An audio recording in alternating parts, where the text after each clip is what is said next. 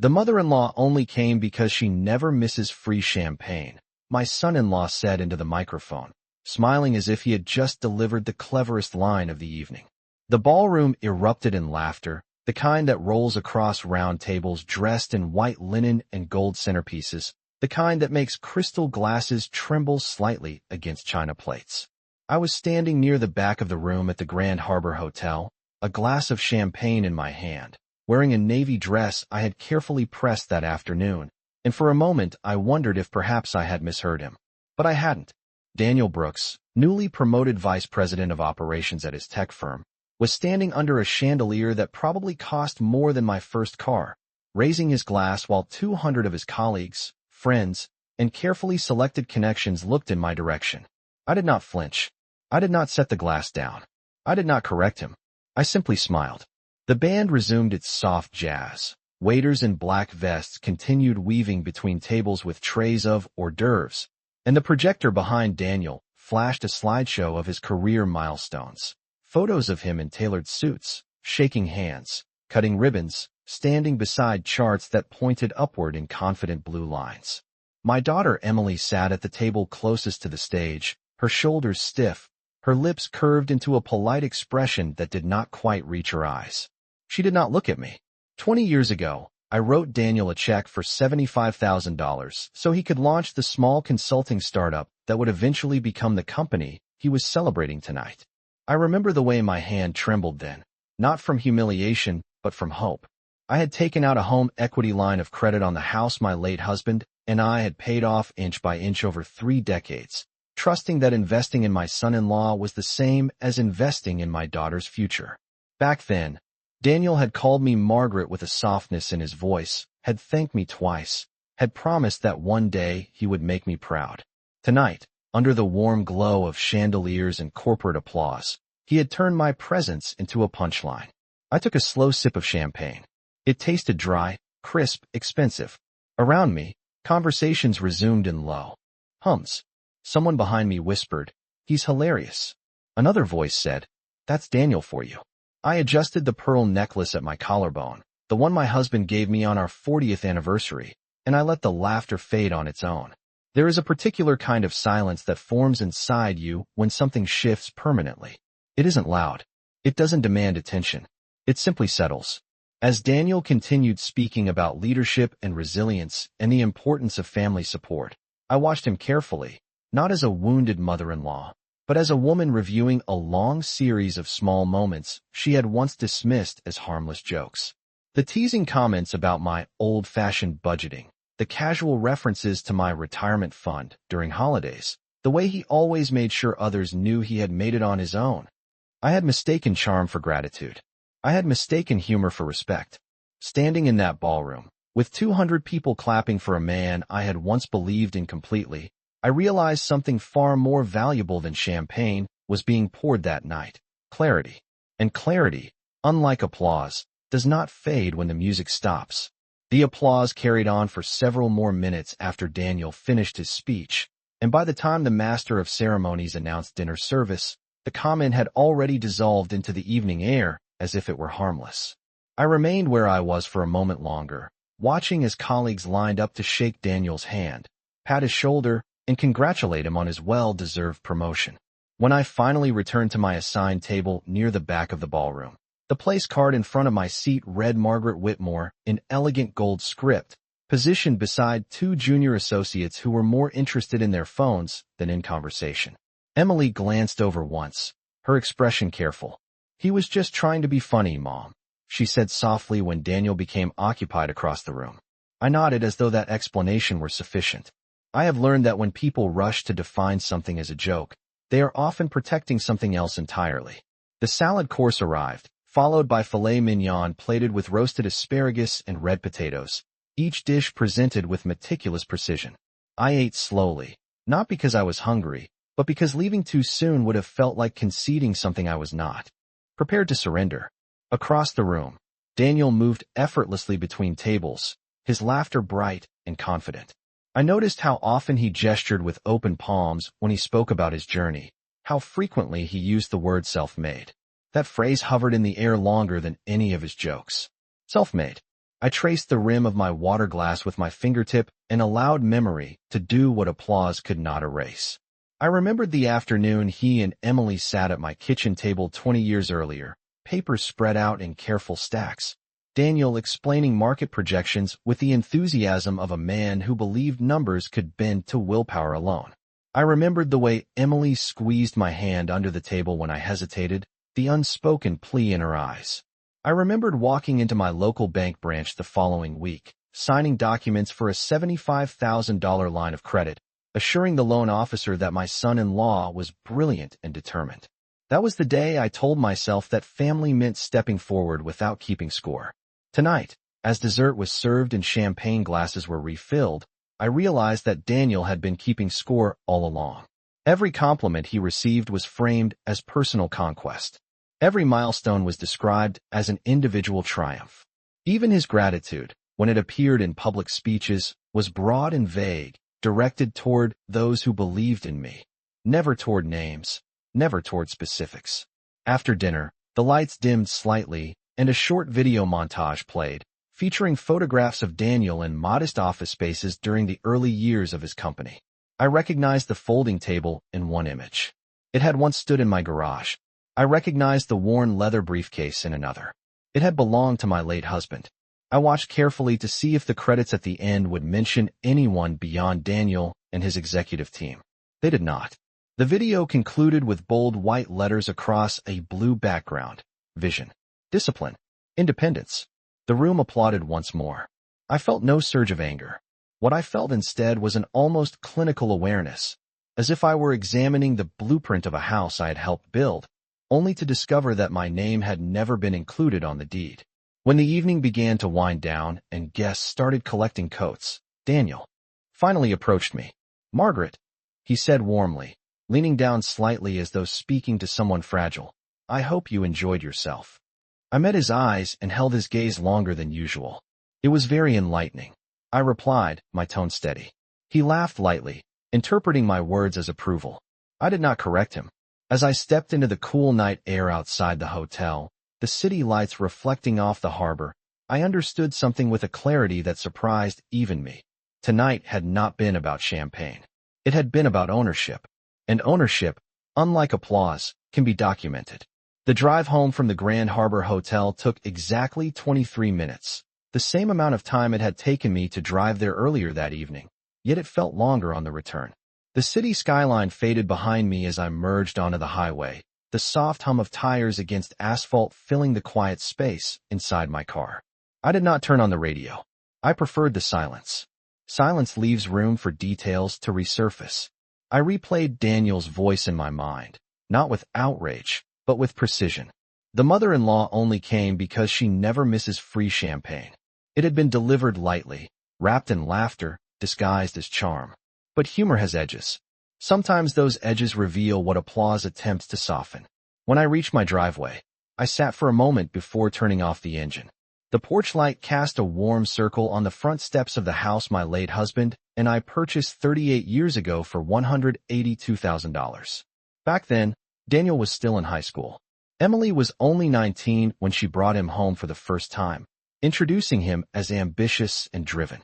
I remember how carefully he shook my hand that day, how respectfully he addressed me. It is interesting how ambition matures over time. Inside the house, I placed my clutch on the entry table and removed my heels, setting them neatly by the door. I walked into the kitchen and poured myself a glass of water instead of champagne.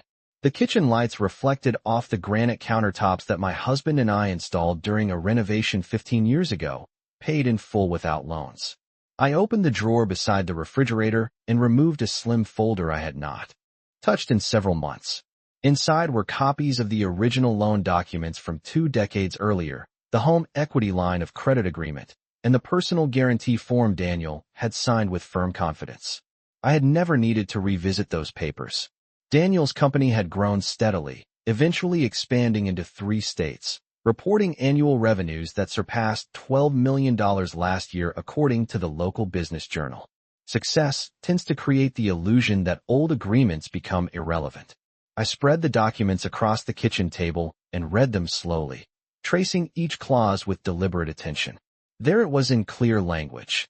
In the event of refinancing or structural ownership changes, the guarantor retained specific rights until the original obligation was formally dissolved in writing. I recalled a conversation from 18 months ago when Daniel mentioned restructuring the company to attract new investors. He had described it casually, assuring me that everything was being handled by top-tier attorneys.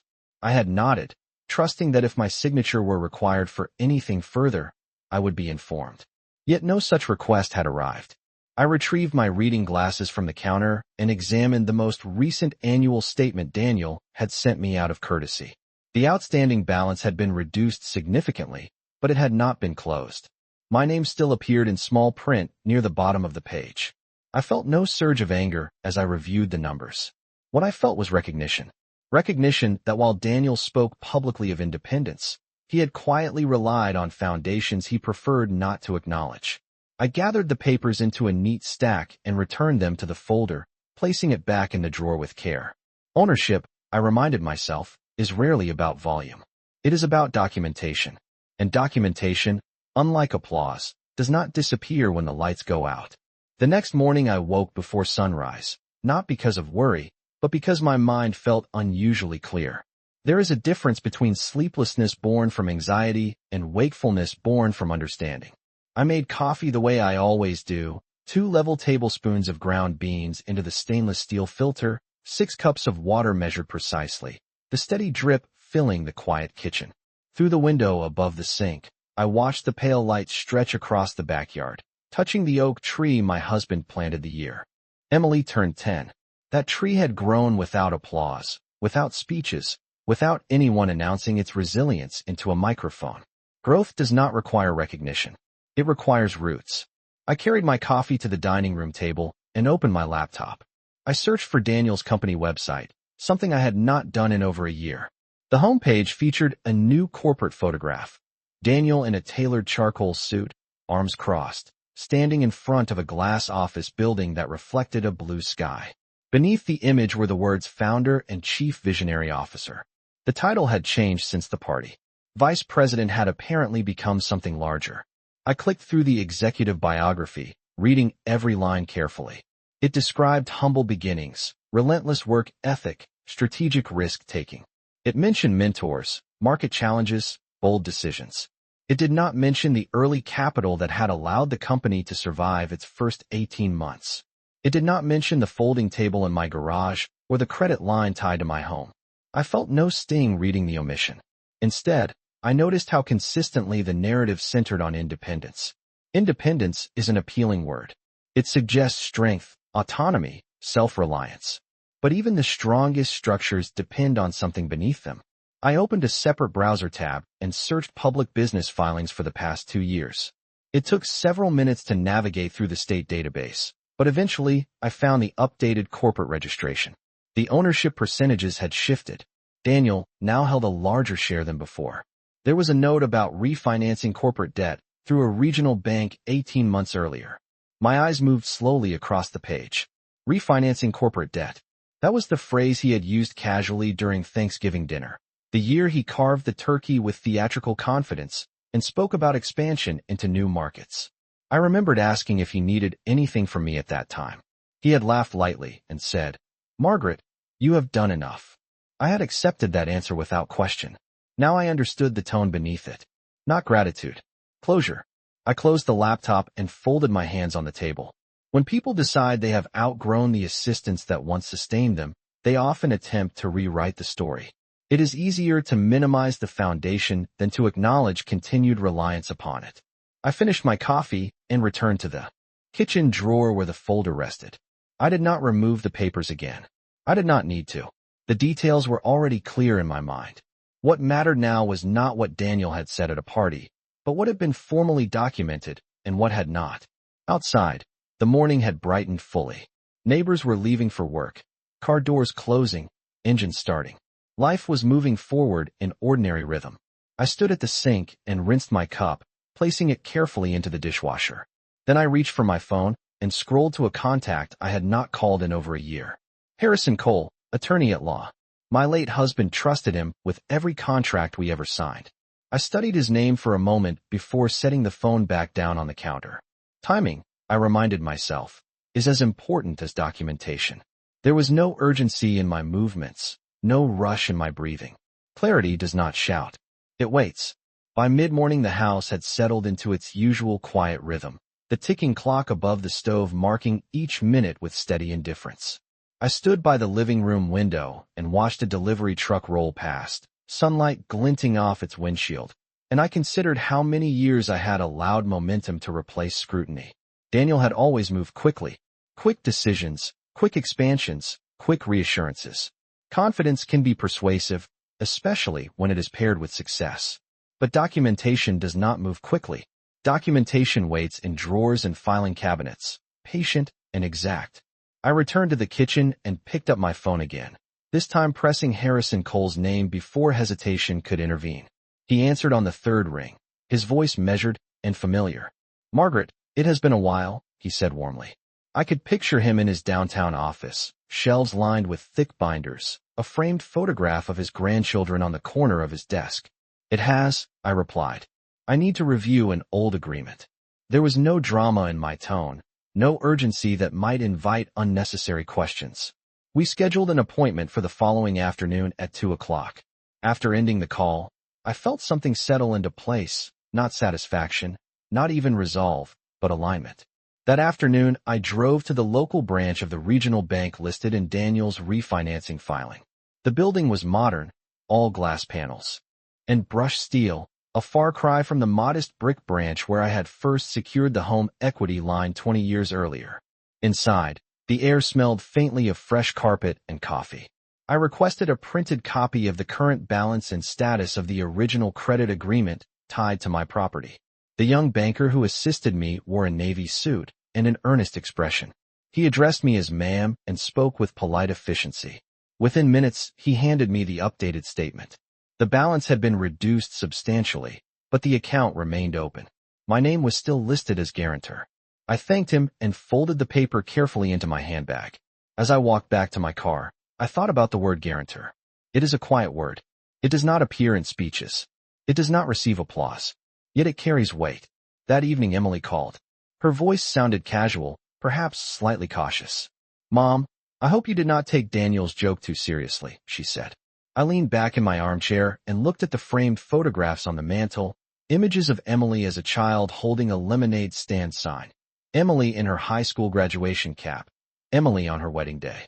"I rarely take jokes seriously," I answered calmly. There was a pause on the line, brief but noticeable.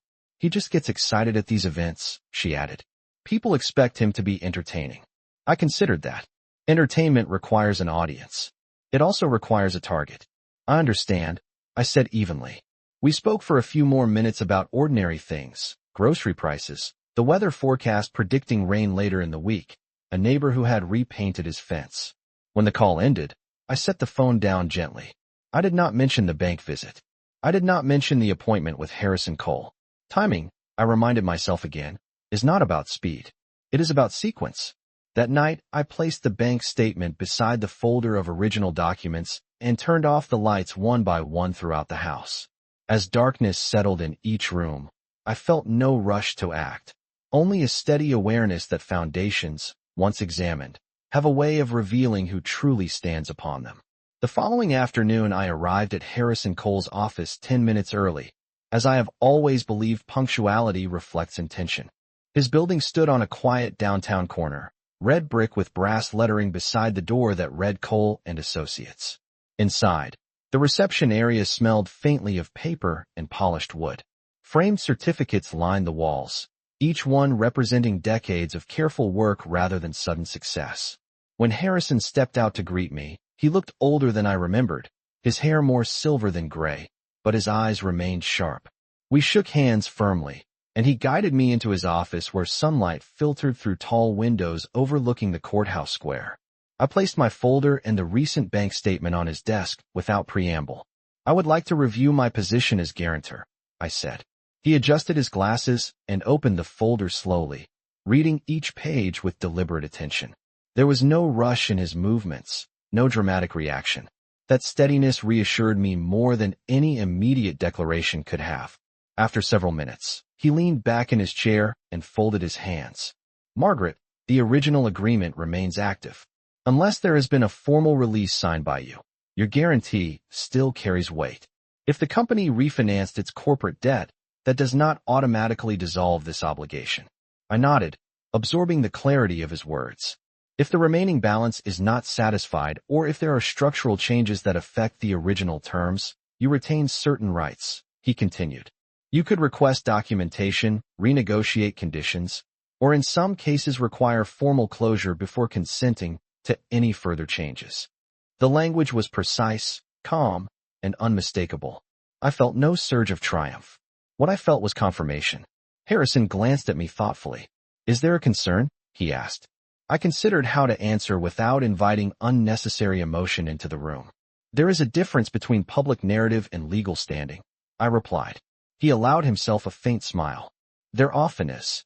We discussed procedural options for nearly 40 minutes. He explained that a formal notice requesting updated documentation would be entirely appropriate and would not constitute aggression. It would simply clarify responsibilities. I listened carefully, asking measured questions, noting each detail. When the meeting concluded, I signed a limited authorization allowing him to request updated financial disclosures related to the original credit line. The pen felt solid in my hand, the paper smooth beneath my fingertips. There was no anger guiding the motion, only intention. Outside, the afternoon air carried the scent of approaching rain. I walked back to my car with steady steps, aware that nothing visible had changed. Daniel remained celebrated. His title remained intact. The applause from the ballroom still echoed in memory. Yet beneath that surface, a quiet process had begun. Documentation would move through channels, letters would be drafted, requests would be logged. No one would announce it over a microphone. That evening, as clouds gathered over the neighborhood and the first drops of rain tapped lightly against my windows, I sat in the living room with a book open on my lap, though I did not read a single page. Instead, I listened to the rhythm of rainfall and considered how often storms begin with something almost gentle. Foundations are not shaken by laughter. They are examined by paperwork. And paperwork, once initiated, tends to follow its own steady course. 3 days after my meeting with Harrison Cole, the first letter was sent. It was not dramatic. It was not accusatory. It was a formal request for updated documentation related to the outstanding balance and structural changes associated with the original credit agreement. Harrison had shown me the draft before mailing it, each sentence precise, neutral, and grounded in contractual language. There were no emotional undertones, no references to champagne or microphones, only dates, clauses, and obligations. I did not inform Emily that the letter had been sent. I did not call Daniel. I returned to my usual routines. I watered the garden in the morning, trimming the rose bushes that had grown uneven after the last heavy rain. I stopped by the grocery store on Thursday, comparing prices on fresh salmon and green beans as though nothing beneath the surface had shifted. Life continued in ordinary gestures, and that normalcy was intentional. On Friday afternoon, my phone rang while I was folding laundry in the upstairs hallway. Daniel's name appeared on the screen. I let it ring twice before answering. "Margaret," he began, his tone measured, though lacking the ease it once carried. "I received a letter from an attorney this morning." I walked into the bedroom and sat on the edge of the bed, smoothing the folded towel in my lap. "Yes," I replied calmly. "I asked Harrison to review some documents." There was a brief pause on the other end of the line, the faint sound of an office door closing. "Is there a problem?" Daniel asked. The word problem hovered between us. "There is a balance that remains open," I said evenly. "And there have been refinancing changes. I would simply like clarity." He exhaled slowly. "Margaret, that credit line is almost paid off. It is a technicality. Technicalities, I have learned, are often where obligations reside." "Technicalities are still part of agreements," I answered. My voice did not rise. It did not sharpen.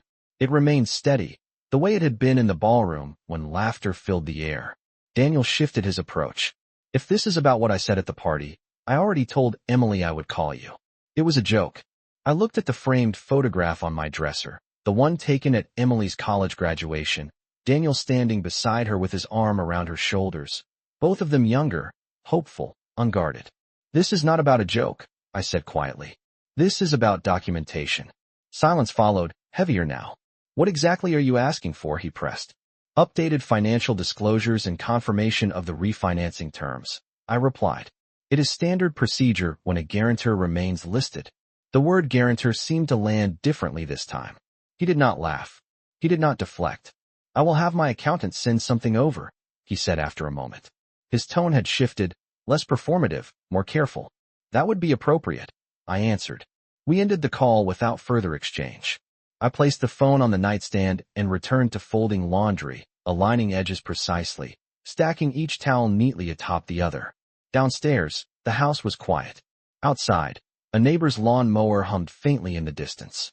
Nothing in the neighborhood suggested tension, yet I could sense the subtle recalibration taking place.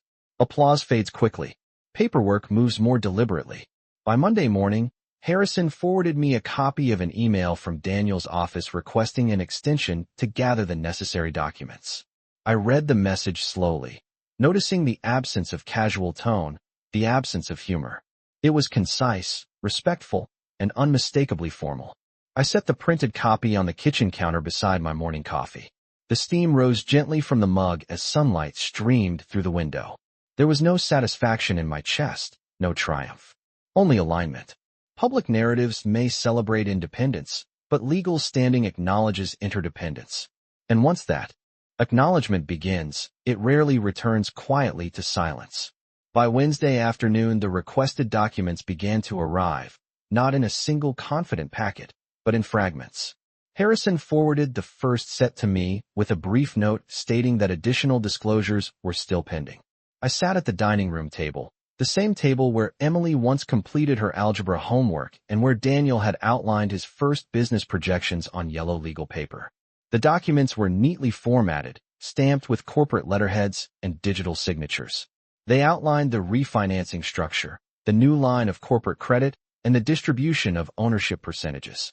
As I read, I noticed the careful phrasing used to describe the transition from early private backing to institutional financing. Early private backing. That was the term now assigned to what had once been described to me as a family investment. Words evolve when image becomes more important than origin. I turned each page slowly, not searching for scandal, but for sequence. The original credit line tied to my property had not been closed. Instead, it had been consolidated under a broader financial umbrella, listed as a subordinate guarantee. My name remained in the appendix, small but present. That evening Daniel called again. His tone was different this time, less guarded, more deliberate. Margaret, I have sent everything over, he said. There is no intention to exclude you. This was just part of the growth process. Growth process. I repeated the phrase silently. Growth requires structure, I answered calmly. Structure requires clarity. He paused, and I could almost hear him recalibrating. If the remaining balance is the concern, I can accelerate payment, he offered. The suggestion was practical, even reasonable. Yet it was not urgency that guided me. Acceleration is not the issue, I said evenly. Acknowledgement is. The word hung between us. Not accusation. Not blame. Acknowledgement. Daniel did not respond immediately. For the first time since the ballroom, there was no hint of performance in his voice. What would you like acknowledged? He asked quietly. I looked around the room, at the oak tree visible through the window, at the framed photographs that chronicled decades of quiet investment. That independence does not erase foundation, I replied, and that agreements remain active until formally concluded. There was a long silence after that. Not defensive, not dismissive, simply reflective. I understand, he said at last. It was not dramatic. It was not an apology delivered under chandeliers. It was measured and contained. We ended the call without raised voices, without resolution declared. Later that evening, Emily stopped by unexpectedly. She stood in my doorway, her expression uncertain but not hostile. We sat in the living room with cups of tea resting on matching coasters. Daniel feels embarrassed, she admitted softly. I stirred my tea, watching the steam rise in delicate spirals. Embarrassment is temporary, I said. Documentation is permanent. Emily looked down at her hands. He thought everything from the early years was settled, she added. Settled is a legal term, I replied gently. It requires signatures. She nodded slowly, absorbing the distinction. Outside, the sky darkened into evening, streetlights flickering on one by one. Nothing in the neighborhood suggested conflict. Children rode bicycles down the sidewalk. A dog barked once and then quieted. Yet within the quiet, something fundamental had shifted. The narrative that once celebrated self-made success had encountered the steadiness of written record. I did not feel victorious.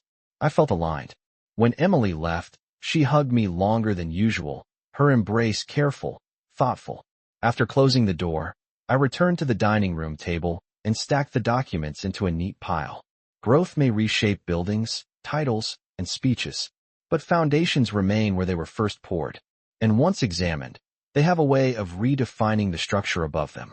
2 weeks after the first letter was sent, Harrison called to confirm that the final documents had been reviewed and the remaining balance on the original credit line had been paid in full.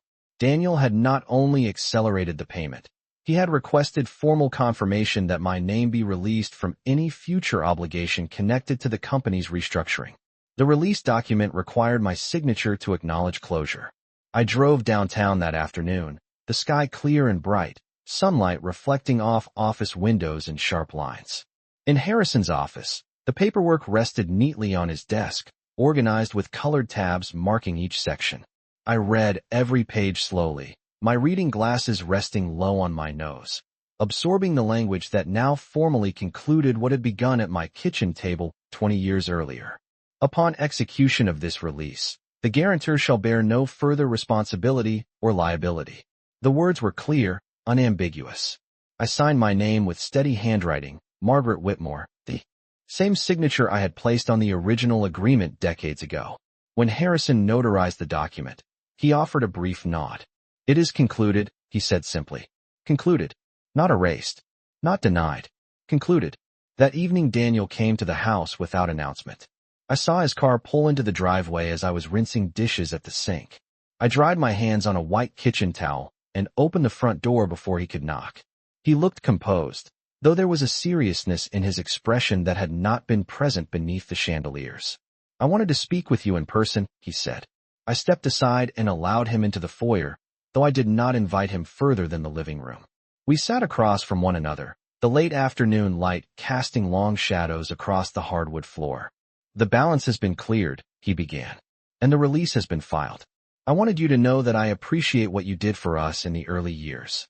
His voice was measured, lacking the smooth performance I had grown accustomed to. I listened without interrupting. "I should have acknowledged that publicly," he added after a moment. There it was. Not an apology framed in grand language, but acknowledgement delivered without an audience. I folded my hands in my lap and met his eyes steadily. "Independence is admirable," I said calmly, "but it does not exist without foundation." He nodded once, slowly. "I understand that now." Silence settled between us, not strained, not hostile, simply quiet. After a few moments he stood, smoothing the front of his jacket. "Thank you for your patience," he said. Patience. An interesting word. I walked him to the door, the oak tree outside casting dappled shadows across the front lawn. As he stepped onto the porch, I spoke once more, my voice even and unhurried. "Daniel, I did not attend your promotion party for champagne." He looked back at me, attentive. "I attended because I helped build part of the life you were celebrating, and I wanted to see who you had become." He did not respond immediately. Then he inclined his head slightly, not in defeat, but in recognition. After he left, I closed the door gently and returned to the kitchen. The house felt unchanged. The countertops still gleamed under the overhead lights. The clock above the stove ticked steadily, yet something subtle had shifted. My name was no longer attached to a corporate obligation. It remained where it had always belonged, on the deed to this house, on the documents that reflected decades of quiet investment. Applause fades. Titles evolve. But documentation, once concluded, restores balance in ways no microphone ever could.